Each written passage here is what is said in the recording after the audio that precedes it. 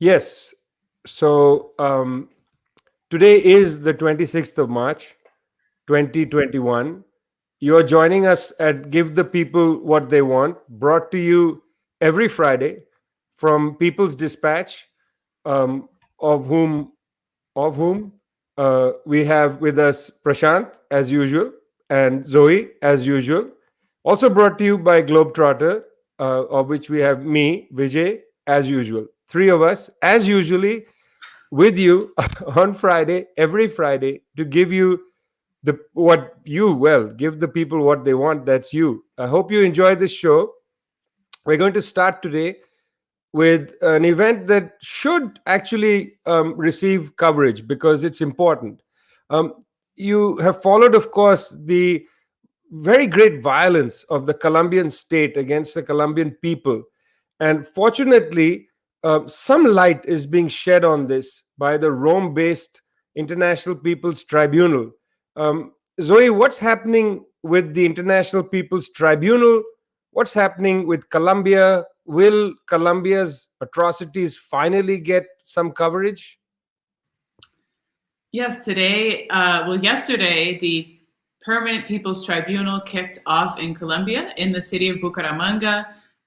This is a really historic process. As you mentioned, this is, the Permanent Peoples Tribunal is a process that was started in Rome and has gone, to places across the world to support, the struggle for justice, for truth, and for uncovering the role of the state in many different contexts in perpetuating crimes against humanity, human rights violations. As most of our viewers and people who have been reading People's Dispatch and Globetrotter, of course, would know, the situation in Colombia is one of great concern. I mean, since 2016, over 1,000, just to take that number in, social leaders and human rights defenders have been assassinated. The situation in the countryside is getting to levels that were seen in kind of the early 2000s under President Álvaro Uribe Vélez, with massive displacements happening of communities, reconquering of territories by paramilitary groups. The situation is rightfully called a genocide and a humanitarian catastrophe, disaster, crisis. And so in this context, over 50 Colombian human rights organizations, social movements, peasant movements, indigenous groups, Afro-descendant groups came together and called for the Permanent Peoples Tribunal, which has had 2 sessions before in Colombia. So this isn't the first time that it has come to Colombia to shed light on the crimes of the Colombian state, and has essentially come to hear over 50 reports presented by civil society, by social movements, by all these organizations that called for the tribunal about crimes against the Colombian people. As I mentioned, it started yesterday in the city of Bucaramanga. Today it is in the Center of Memory and Peace in Bogota, and tomorrow it will be in Medellin. And so they're hearing testimonies from all these different sectors about crimes that have been committed over the past couple of decades in Colombia. There's some really, really powerful stories being told, stories from which there haven't been, instances of justice. And I think we see the Permanent Peoples Tribunal stepping in when the state is incapable of delivering justice and is also complicit in carrying out these crimes. Colombia is one of the clearest examples of this happening. So, for people who are unfamiliar with the situation in Colombia, there are cases of course, the false positives, which we talked about on this show, where, over 6,000 people were, assassinated and dressed up as guerrilla fighters to say that the Colombian army had success in their war against the guerrilla and against, drug traffickers, that they would say. There's also cases of, the extermination of the trade union movement in Colombia. Several cases of, selective assassinations of trade union leaders. Also the case of the extermination of peasant movements. I could go on, of course, but I really encourage people to tune in. We'll have a report coming out in People's Dispatch soon to talk about this really historic, necessary, and important case and important work that's going on. And I mean, thankfully, we have the People's Tribunal. Hopefully, we would have justice in a more concrete and institutional sense. But that's what we're left with right now. There are many ways to have a tribunal, Zoe. Of course, the Colombian people made their own tribunal when they came out on the streets in 2019 in mass demonstrations led by the Congress of the People and so on. That's a form of tribunal. People coming out to demonstrate and say, look, we don't agree with either the atrocities that are happening. We don't agree with the economic policy and so on.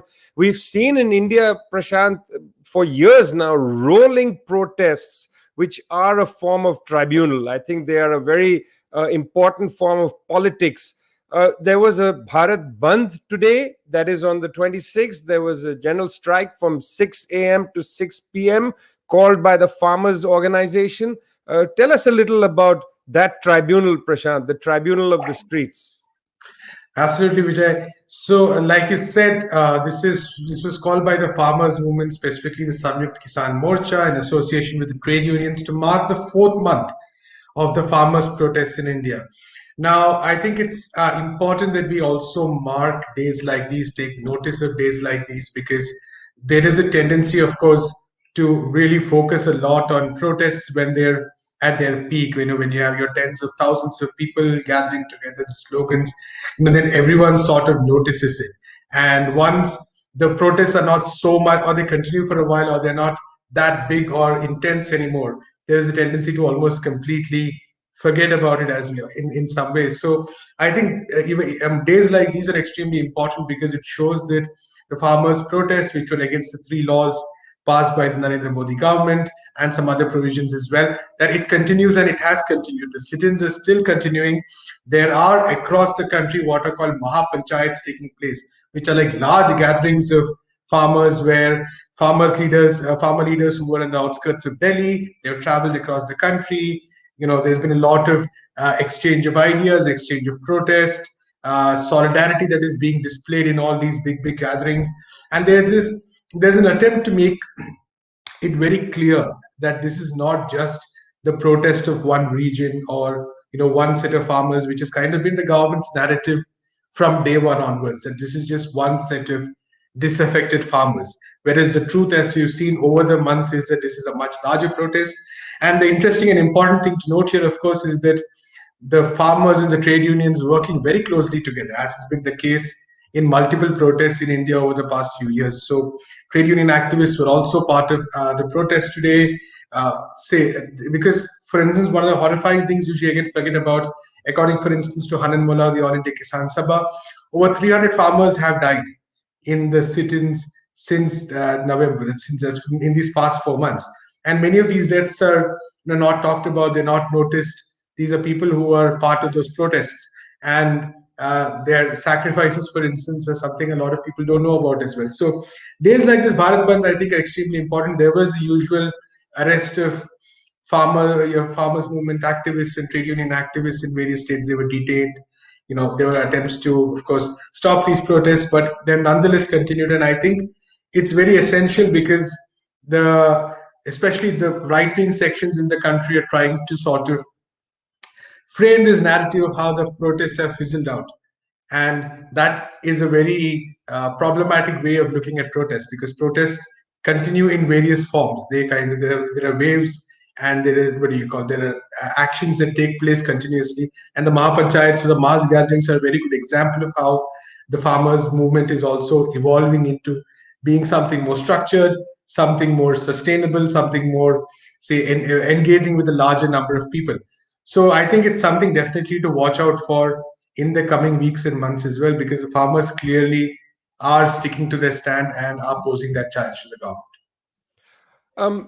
The farmers' protest, as you say, is continuing. As you say, you said over 300 people have died. I mean, many of them died from exposure, I would imagine.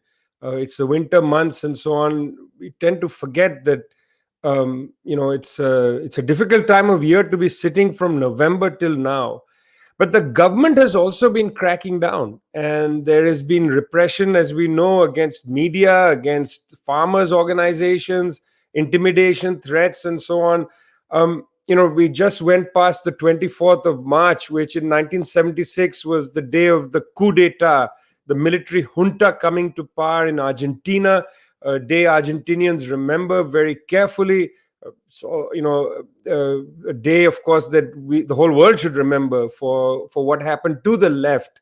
Um, this is, of course, something of alarm in place like India, although the assembly elections are on, and it looks like, at least in Kerala, the left Democratic Front is going to get re-elected. The left has its roots in Indian soil, including in the Kisan agitation and so on.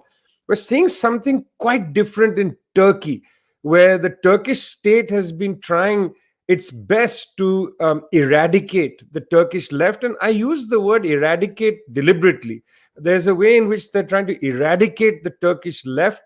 Since 1990, since after the dictatorship, there was an attempt by currents of Kurdish emancipation and the Turkish left to come together, form different political parties, and so on. Since then, many of them have been banned, many of them banned. Just in 2012, another formation was created, the People's Democratic Party, the HDP, which is different than the previous ones, because the HDP, in a way, is not actually a combination of Kurdish emancipation and the Turkish left. It's actually a new kind of party asking for a new Turkish project. It's not just a unity of two blocks. It's got a whole new vision. I talked to the president of the People's Democratic Party, Ertugrul Kukçu, for People's Dispatch. I hope people will go and watch the interview, because Ertugrul talks with great feeling about the project of the People's Democratic Party, explains what they're doing and so on.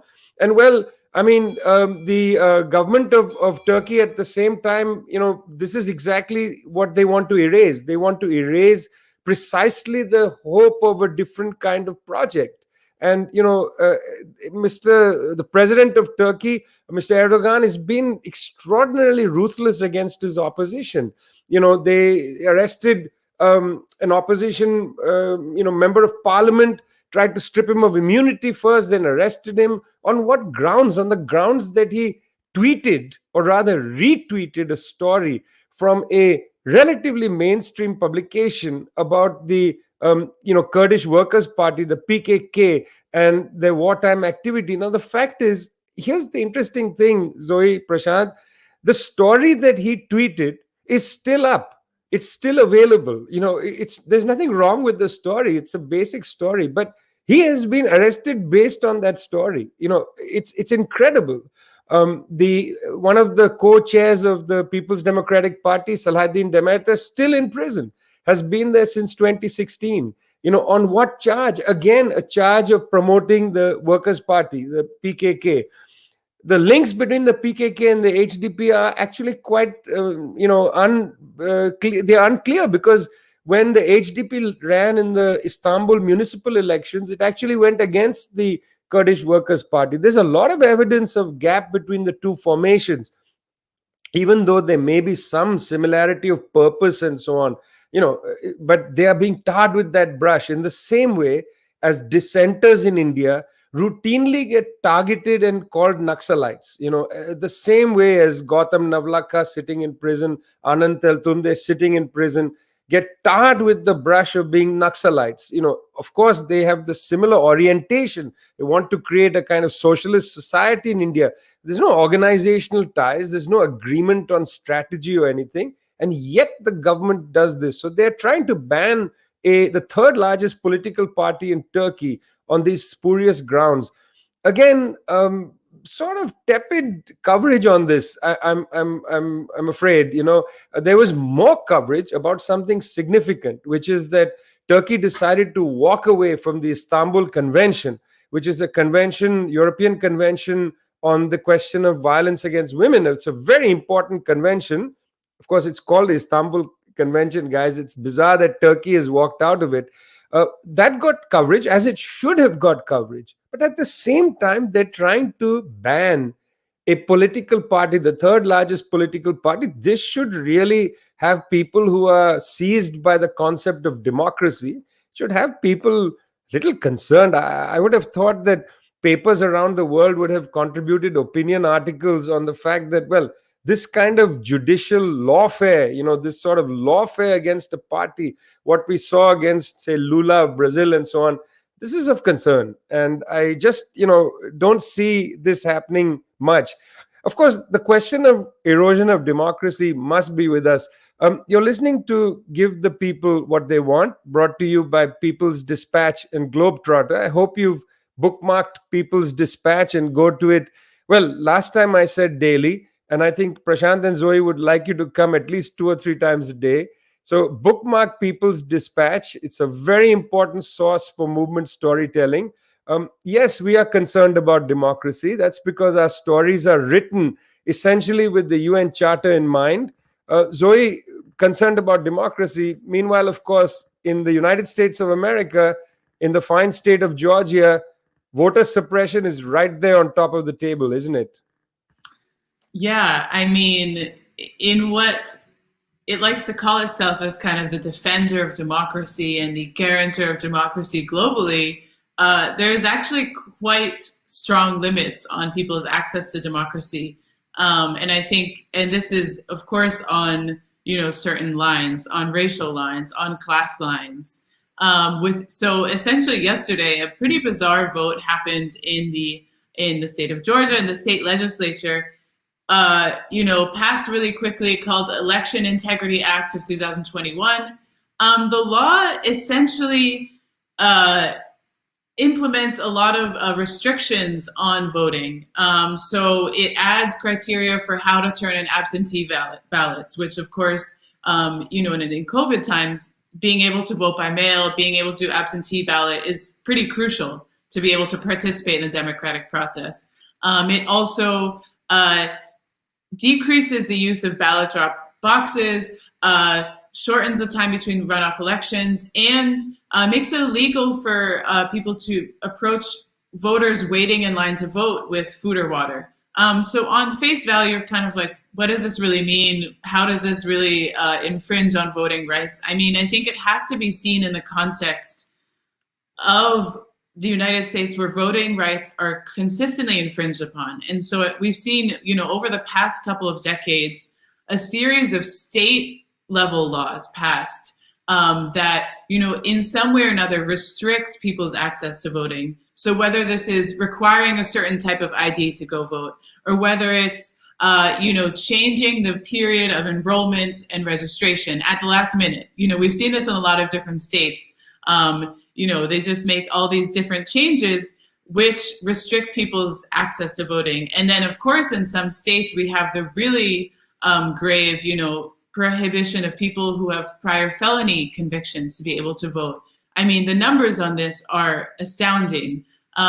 In 2020, over 5 million people were disenfranchised from voting because of a felony conviction. And if people know anything about, the system of mass incarceration in the United States, this is a system which disproportionately affects people of color, Black people and Latino people in the United States. And so, what are we seeing with all these different voter repression laws? Is trying to disenfranchise a certain sector of the population, working class people, Black people, Latino people, from being able to participate. So when we talk about democracy in the United States, this glorious right to vote and participate in the democratic process, it's not for, this right is not granted to everyone. And we see with these kind of small law, I mean, it's not a small law. This was actually a really big, significant law, but it's just edging and eroding away on this right in the, every way possible, making it harder, not easier, harder to participate in what's a civil right, in a civil duty and obligation, which in some countries is even, an obligation. But in the United States, voting, like many other things that should be essential rights, human rights, are just for privileged few, It's a human right. It's, as you say, right after I'd mentioned that our standard is the UN Charter, where this is very strongly enshrined, this idea of democratic principles and so on. On the one hand, in Turkey, we see the attempt to actually ban a political party in the same way as they banned Lula from running in the election. And then, of course, you're saying that, well, it's even worse in a way that your simple act of the franchise is also in doubt. Got to look carefully in different countries to see what's happening in terms of the right to vote. In Venezuela 200 years ago, there was a battle called the Battle of Carabobo when the Spanish were finally overcome. This process is going to revive a great deal of discussion centered in Carabobo in South America around the importance of reviving ideas of sovereignty and democracy and so on. I think from today we're opening up a period of discussion about Carabobo and its meaning for the world and so on. So I look forward to having more discussions. I hope people will go into their communities and have conversations about what democracy means. Democracy wouldn't mean anything if we're going to continue this mass slaughter that we're seeing in Brazil. For instance, I just looked at the numbers. It's extraordinary. On the 13th of February, 1,000 people died that day. By the 23rd of March, 3,258 people died. There are 12 million infections in Brazil, almost 300,000 deaths. Just pause for a second. In Brazil, there are almost 300,000 deaths. We say that these numbers are second only to the United States. Brazil only has 2/3 of the US population. So if you look at per capita, it is beyond a tragedy. And Enrique Mandetta, the former health minister, had said that this was going to happen, but he was pushed aside by Jair Bolsonaro, the president. It's extraordinary how horrible it is. And meanwhile, there's vaccine hoarding going on, vaccine nationalism going on, everything against the principle of Carabobo. Prashant, what's up with the whole vaccine business? Absolutely, it's an utter mess right now because you have various countries considering or groups considering these kind of export restrictions. The EU definitely did impose export restrictions yesterday, and there were rumors that India might do the same. Although India, to its credit, has exported quite a lot of the vaccines produced by the Serum Institute.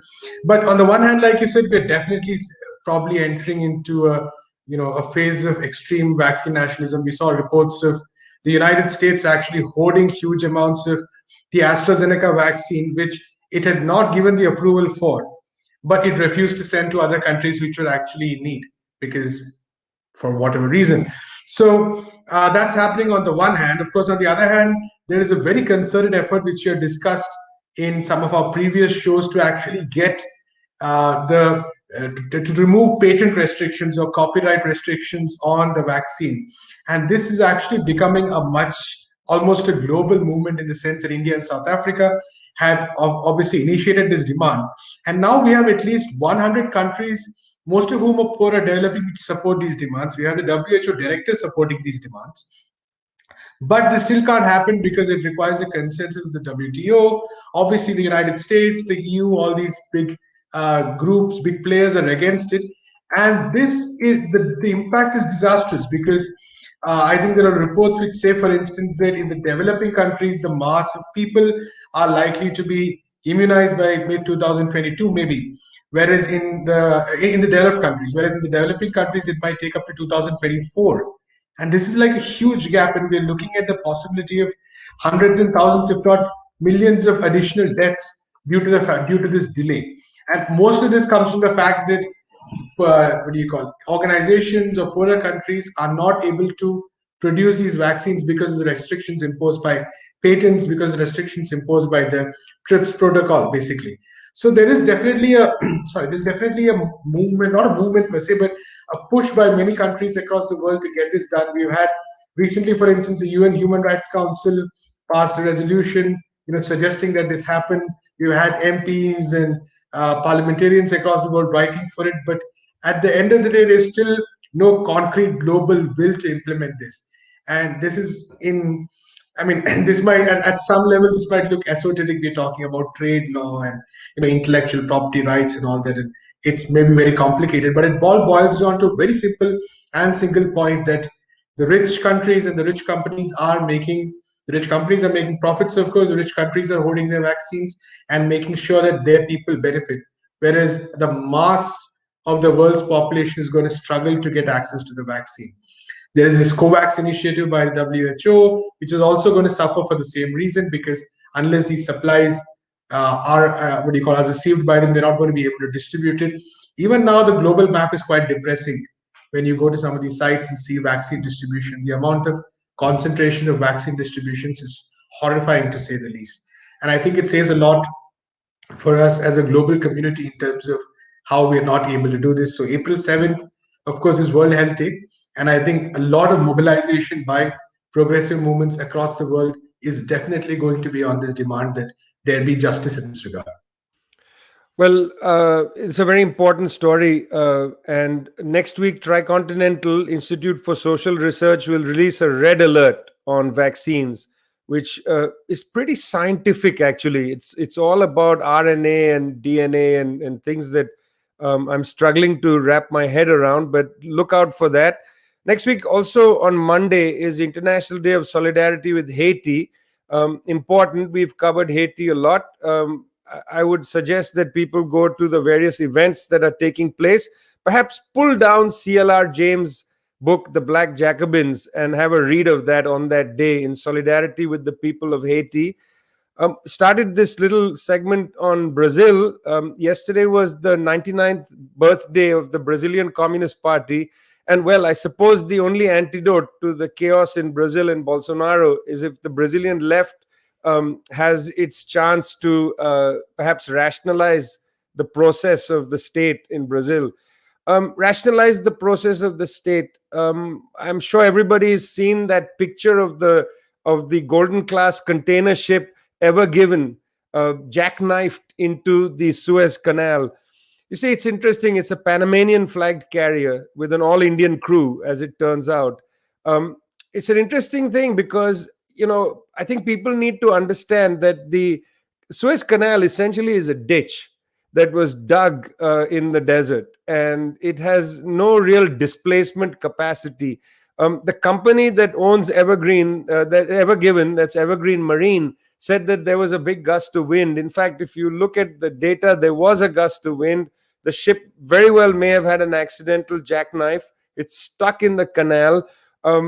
It's about $9.5 billion US a day trapped from business by this ship. That's about $400 million an hour. They're trying to move the ship. It's not budging very much. Let's see what happens. It is actually an extraordinary story about the global, chain of the movement of commodities. Things are quite fragile in our global chain. This ship, Ever Given, has, in a sense, seized the global movement of commodities. It stopped it. I don't know how long it's going to take to move. They're trying their best to move it. It shows you how fragile things are. Ships are already going south around the Cape of Good Horn.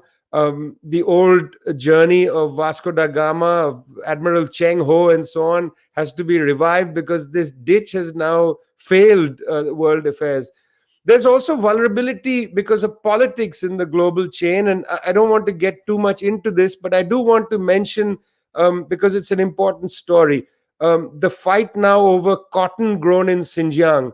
This is long staple cotton. It's a very fine cotton. As a consequence of the debate around Xinjiang and the pressure from United States and the Europeans on the Chinese, a campaign began to block the use of Xinjiang cotton by companies like HM and so on. But they are stuck because this is some of the world's best cotton, and it has become a political football. It's an interesting story, and I don't want to get too much into this. We need to actually investigate it more, develop this story more. But I just want to point out these are two vulnerabilities in the globalized economy. One, this golden class tanker which has jackknifed in the Suez Canal blocks things up. Secondly, there's a political dispute over Xinjiang, which is going to block cotton production. Now, we don't know what this is going to do to producers in Xinjiang.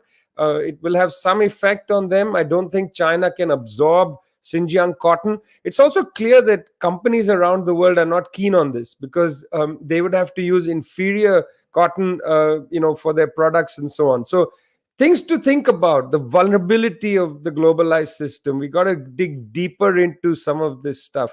You've been with us for this half hour, and we've refused to increase the show to an hour, even though the people seem to want that. Some people have even asked us to do 2 hours. You'd get bored of us for sure. Give the people what they want comes to you every week from People's Dispatch, thanks to Prashant and Zoe. Prashant and Zoe bring you People's Dispatch, which is one of the finest movement storytellers. Please bookmark the website, go there regularly. Uh, Give the people what they want is also brought to you from Globetrotter, and that's me, Vijay. I'm the chief correspondent at Globetrotter, which is a syndication service. I hope you see our stories here, there, and everywhere, including, and most importantly, at People's Dispatch. It's great to be here on Friday with you. Look forward to coming back next week. Zoe, Prashant, anything else? We're okay? Remember to share the show with your friends and tell them about this Bohemian Bolshevik news program. That's a very good point. Please tell people about this show. We don't have corporate sponsorship. We don't have ads anywhere. We're sponsored by Black Turtlenecks. And we have unique And the people. unique outfits. Exactly. Tell your friends. We want to hear from you. Tell us what you think of the show. See you next week. Bye. See you next week.